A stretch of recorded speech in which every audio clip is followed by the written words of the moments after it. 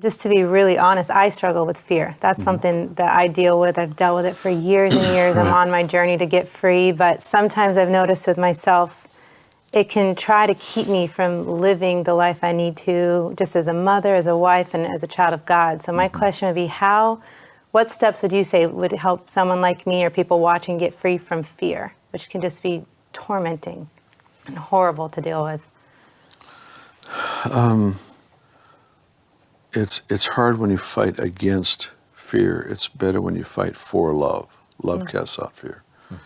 And if you put your efforts into the antidote and not put your effort into fighting the problem, it's a lot better.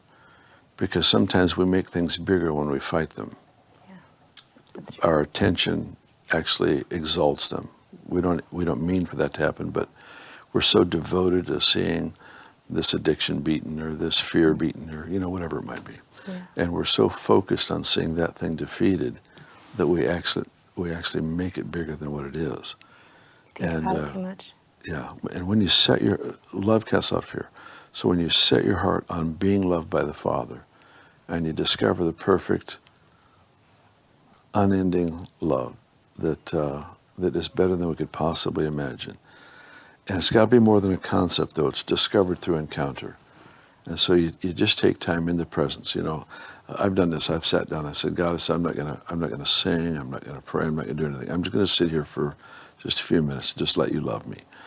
And so I just stop all the things that I know to do to touch God and to be changed, and just sit there.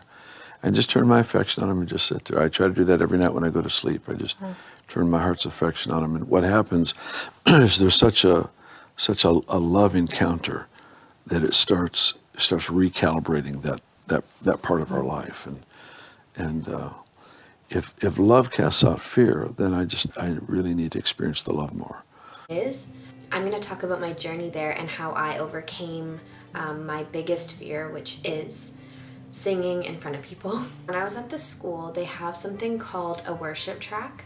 They have like many different other ones as well. There's like a media one, there's one for pastoral, and all these different things like that. So I picked the worship one because I was really fearful of singing in front of people. So I was like, I want to chase this down. I want to go after this thing.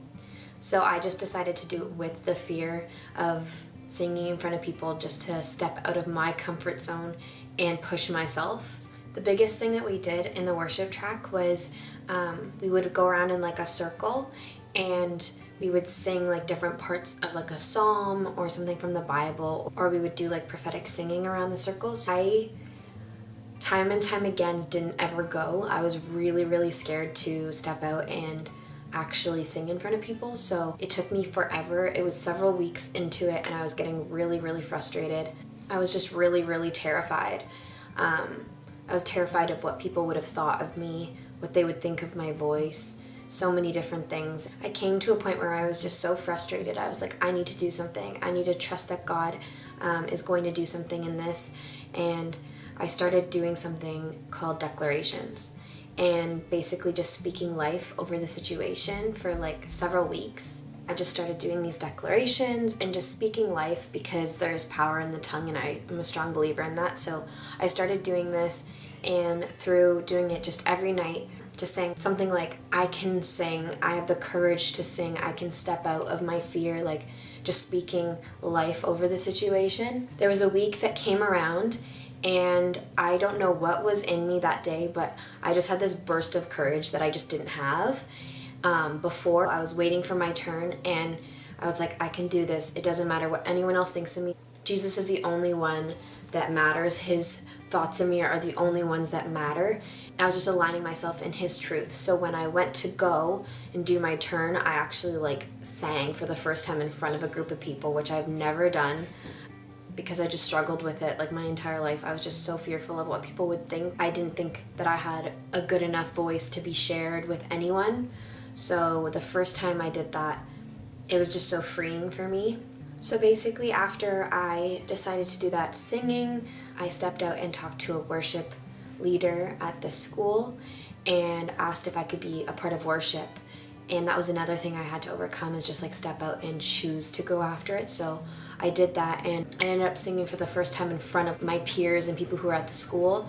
And it was like another source of freedom for me, because I was able to step out and live out what I wanted to, because it was such a big dream of mine to step out and sing, and I just never had the courage to do it. So when I finally got to get up on that stage and sing and share my voice, it was really amazing. It was really scary, but I still chose to go after it because I knew deep in my heart that's what I wanted, and it gave me so much freedom. Every time I did it after that, it was still difficult. It wasn't easy. The fear was still there, but I still stepped out of that fear and walked in that freedom of what I wanted to do in my dream. I just want to encourage you that if you have a dream or something that you have been struggling to overcome because of fear, just trust what God says about you and don't worry about what other people think. As much as that is so hard to understand or come to terms with, God is the only one who can speak the truth over us that we can genuinely believe and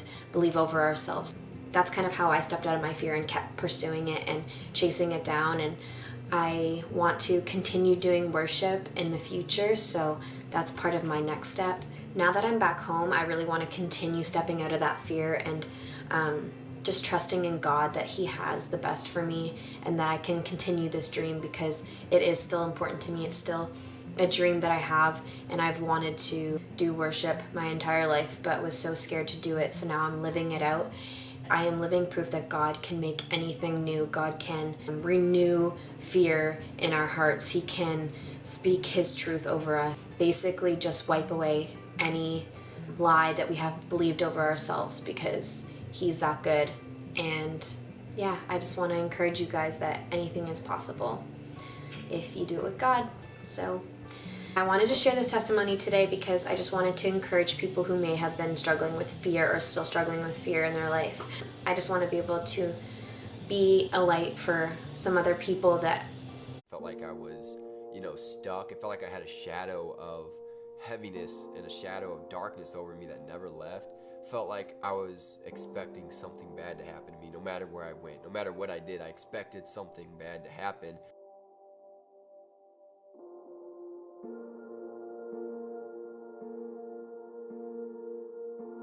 It definitely started sophomore year of high school. Fear and anxiety, panic attack, depression, like you name it, I had it. I was still trying to go to school, but every day it was just, I couldn't take it. I would try to, get out of class as much as I can because of panic attacks.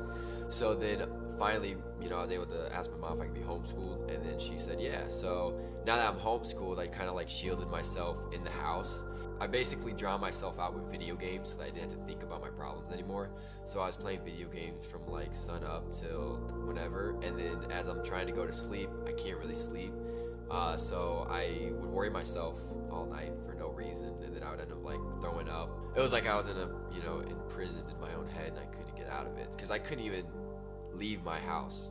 I couldn't even go a block away from my house without panic attacks and trying to get the driver to turn around and bring me back home because I just couldn't leave.